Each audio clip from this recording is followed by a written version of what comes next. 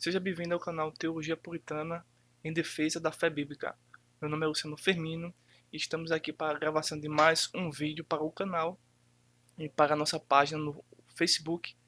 E o tema de hoje é de suma importância, pois o Judas, no capítulo 1 e o versículo 3, traz-nos um rico ensinamento sobre a batalha pela fé.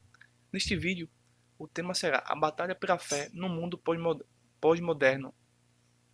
Deixa eu dizer primeiramente o que significa o mundo pós-moderno, entre as diversas definições e dificuldade de definir, até pelos próprios criadores desse termo.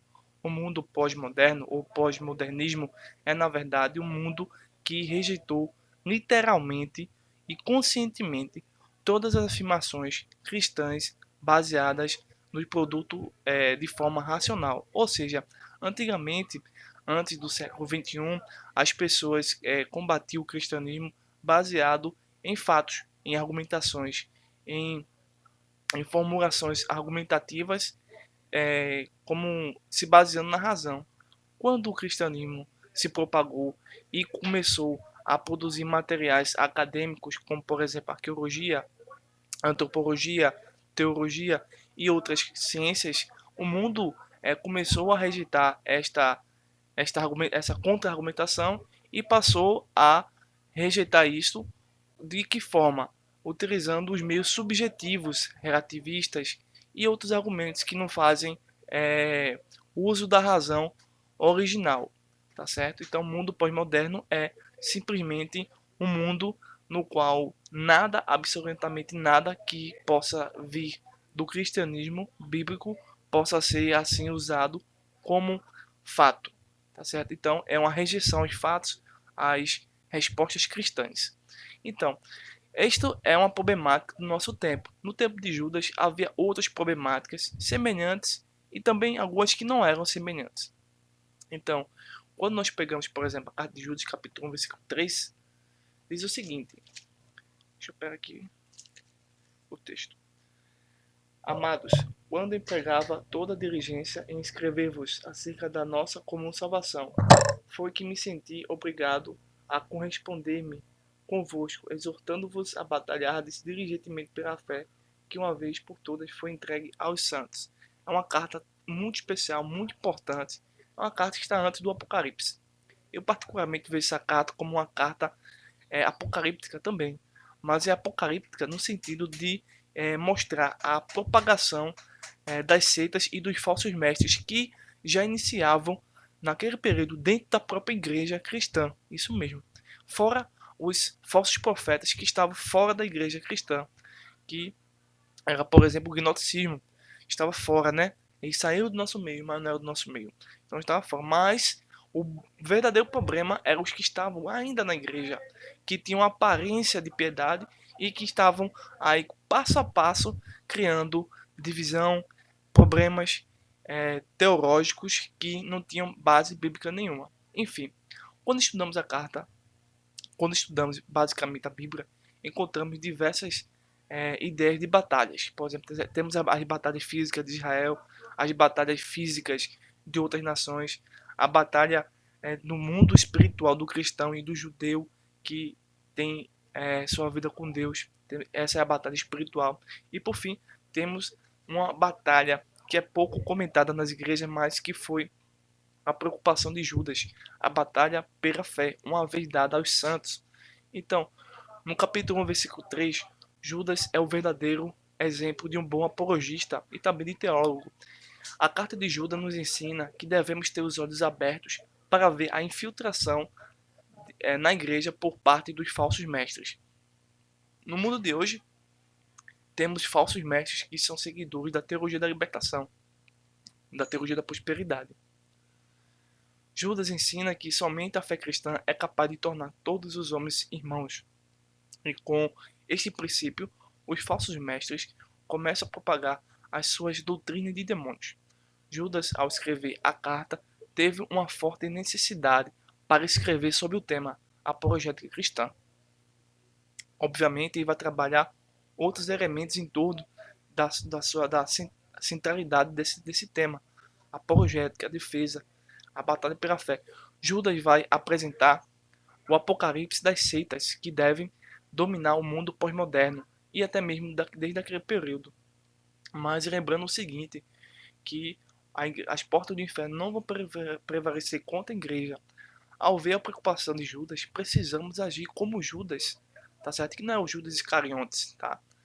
Não iremos trabalhar a autoria, data da carta, tá certo? Apenas é uma reflexão que se baseia em Judas capítulo 1 e versículo 3.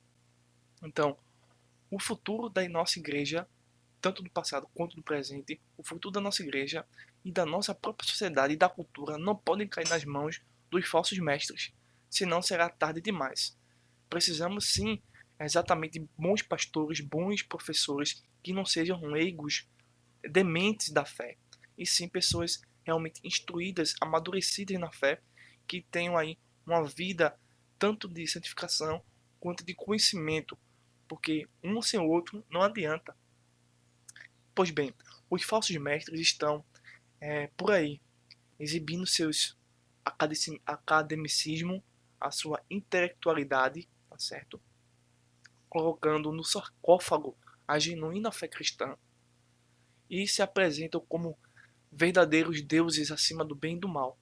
O que eu quero dizer com isso? É que, por mais que você mostre um fato X que comprometa a argumentação desses desta organização, por exemplo, religiosa, jamais eles vão admitir, se não for pelo Espírito Santo que convencer do pecado e da morte. Mas, humanamente falando, essas pessoas não vão admitir, em hipótese nenhuma, que estão errados. Vão sair de um galho, de uma teoria para outra teoria. E se a pessoa não tiver cuidado, acaba sendo induzido a se desviar do assunto e a perder o foco original. Essa é a questão. Então, é preocupante sim. Judas sabiamente escreve uma carta que é um manual de guerra. A batalha pela fé no tempo de Judas é a mesma batalha ou guerra cultural que enfrentamos no mundo de hoje, tá certo? E poderia até dizer até um pouco pior, porque não só está nas igrejas, como também nas instituições políticas e assim por diante. Então, deixa eu te dizer algo. Veja, veja que atualmente todo o globo terrestre está batalhando dia após dia contra um vírus chamado Covid-19 ou coronavírus. Todos sabem que o vírus é totalmente terrível, que causa mal ao organismo e a todas as esferas, política, comércio, escola, cultura, tudo. Tudo está sendo comprometido por causa de um vírus que se propaga. Do mesmo modo, a igreja espalhada pelo globo terrestre deve entrar em guerra contra os falsos mestres, pois temos a Bíblia e as armas espirituais. Se os falsos mestres, à semelhança do Covid, se espalharem, jamais poderemos ter uma igreja sadia e a verdade irá cair por terra, conforme o próprio Daniel nos ensina, que haverá um dia em que a verdade irá cair por terra, mas é nesse dia chamado a grande tribulação, onde a igreja não vai estar presente. Mas enquanto isso, precisamos sim manifestar a verdade. Judas está dizendo que tenham coragem, pois estamos dentro da batalha pela fé. É preciso que você e eu tenham que exercer um grande esforço em prol da fé bíblica, pois a Trindade vai nos encher de sabedoria e poder. Aqui precisamos perguntar a você e me examinar automaticamente. Eu e você tem se esforçado pela fé bíblica ensinada por Cristo pelos apóstolos? Sim ou não?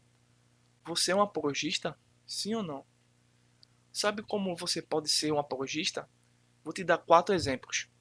Pode ter mais, mas esses são os seus 4 principais. Primeiro, orando, ter boas razões para a sua fé, tá certo?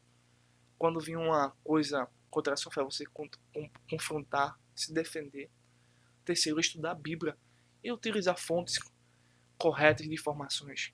Quarto, ficar numa igreja que ame as escrituras e ajude o próximo a encontrar as verdades. Bem, ele foi crucificado por não ter, por não porque cometeu um crime, mas porque fez uma declaração a respeito de si mesmo, a afirmação de que ele era igual a Deus. Esse é um trecho de um PDF que eu vou abrir para vocês aqui agora, tá certo? E para vocês entenderem porque Jesus foi morto, não porque cometeu um crime contra o Estado, contra a cultura, contra a religião, mas porque disse a todos que era o próprio Deus em carne. Deixa eu abrir aqui o PDF para vocês. Deixa eu pôr aqui rapidinho. Deixa eu mostrar aqui. Vamos ver aqui. Deixa eu abrir aqui o programa. Então é importante a gente ficar realmente se dedicar conforme Judas. Mas obviamente não é uma dedicação sem sabedoria que nós vamos ter, né? Deixa eu tô conseguindo abrir aqui. Vamos ver aqui, pronto. Consegui abrir o PDF. Então aqui nessa parte aqui, ó, a relação ultrajante de Jesus. Em quase todos os sentidos, Jesus é diferente dos líderes de todas as outras religiões importantes. Seu estilo de vida foi completamente diferente do deles. Por exemplo, não teve. Deixa eu aumentar mais aqui um pouco. Não teve onde morar nos anos do seu ministério público e na maioria das vezes associou-se a pessoas de classe mais baixas e não ligadas à religião. Mas o que mais flagrantemente diferenciava Jesus de todos os demais líderes religiosos, tanto do passado quanto do futuro ou do tempo presente, isso, isso entenda aqui o seguinte, que líderes religiosos também pode ser interpretado aqui nesse texto como organizações religiosas, tá certo? Então, organizações religiosas do passado, do presente e do futuro está aqui embutido. É o fato de que Jesus afirmou ser Deus, tá? Veja, Gandhi, Buda, Confúcio e Maomé disseram que se você o seguisse, eles lhe mostrariam o caminho para Deus. Mas Jesus simplesmente disse: Eu sou o caminho. Veja o artigo O. Ele disse que era um caminho, mais um caminho, tá certo? Ó, eu sou, ego em mim, eu sou, tá? Aqui tem outro ponto. Outros líderes religiosos ou organizações religiosas, tá? Disseram basicamente o seguinte: siga-me e eu lhe mostrarei a verdade. Ou seja, as organizações religiosas que rejeitam os ensinamentos bíblicos são organizações que supostamente dizem aos seus membros que são uma organização mais perfeita e que não estão aí dentro de uma apostasia que eles mesmos criaram para iludir seus seguidores, tá certo? Então, voltando ao texto. Mas Jesus disse: Ego em mim, eu sou a verdade. Ele não disse, veja o artigo A.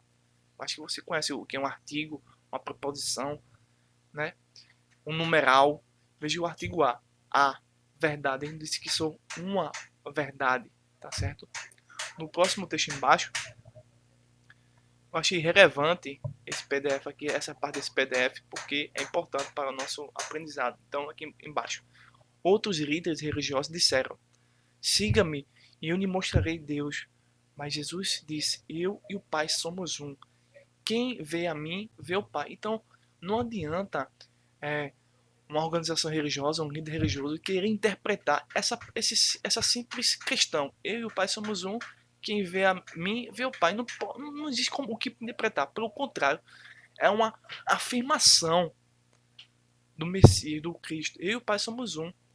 Tá? Então, é impossível ter um cristianismo que tem uma fé bíblica acreditando que Jesus é igual a outros religiosos ou a outras organizações, ou pior ainda, dizer que ele é uma criatura, um semideus, um Deus menor, um Deus poderoso e outras nomenclaturas utilizadas atualmente. É impossível, porque ao ver a afirmativa de Cristo, não se compara a essas afirmações. Então, eu fico somente com as escrituras.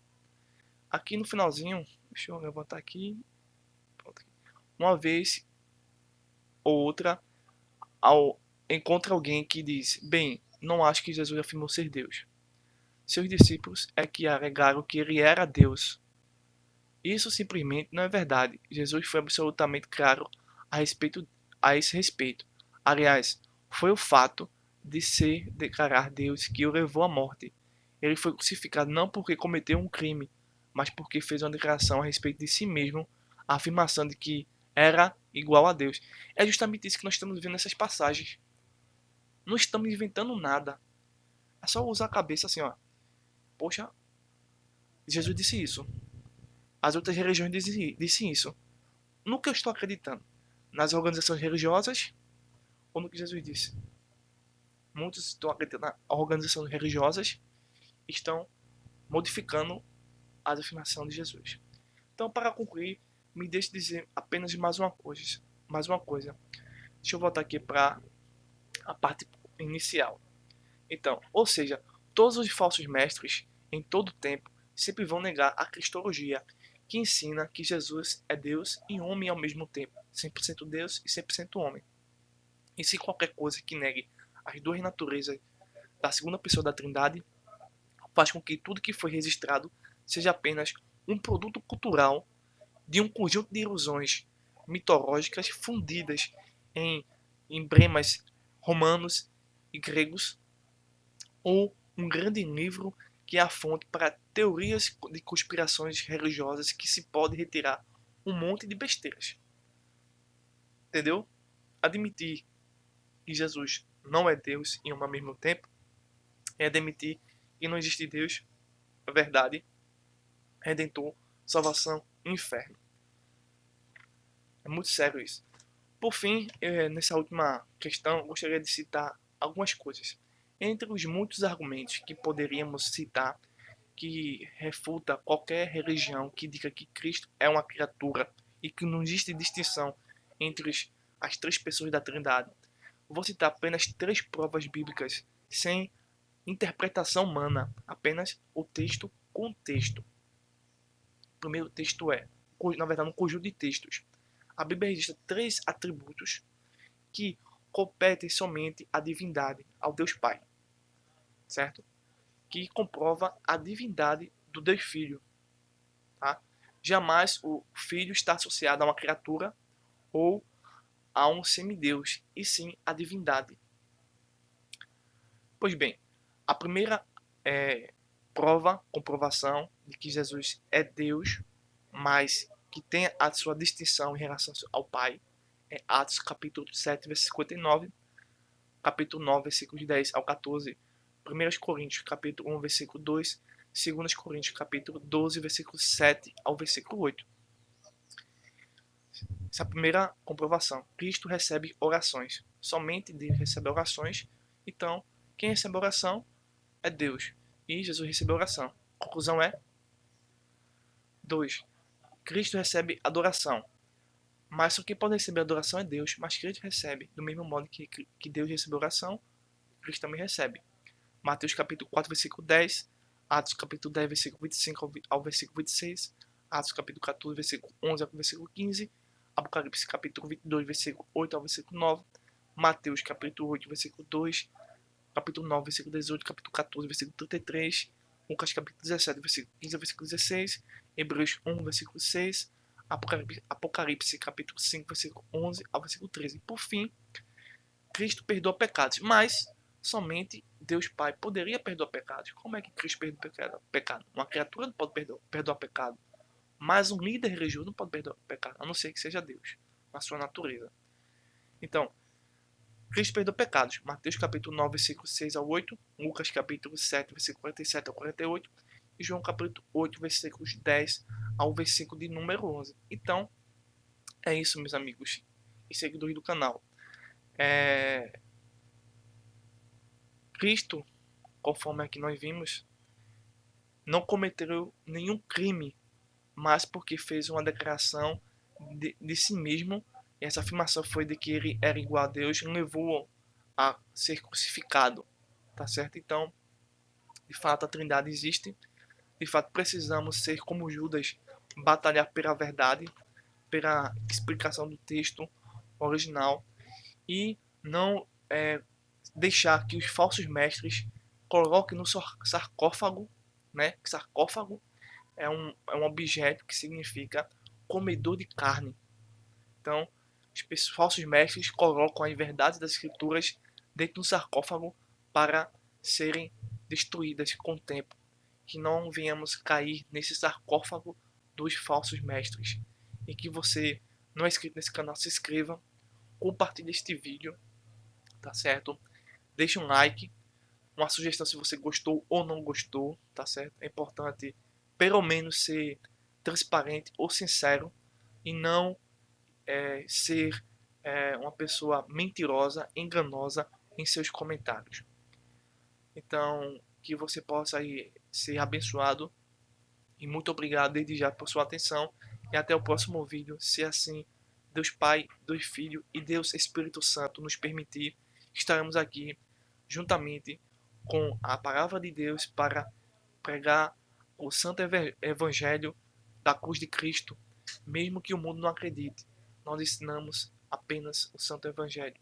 Deus abençoe vocês e Deus tenha misericórdia da nação. Um forte abraço.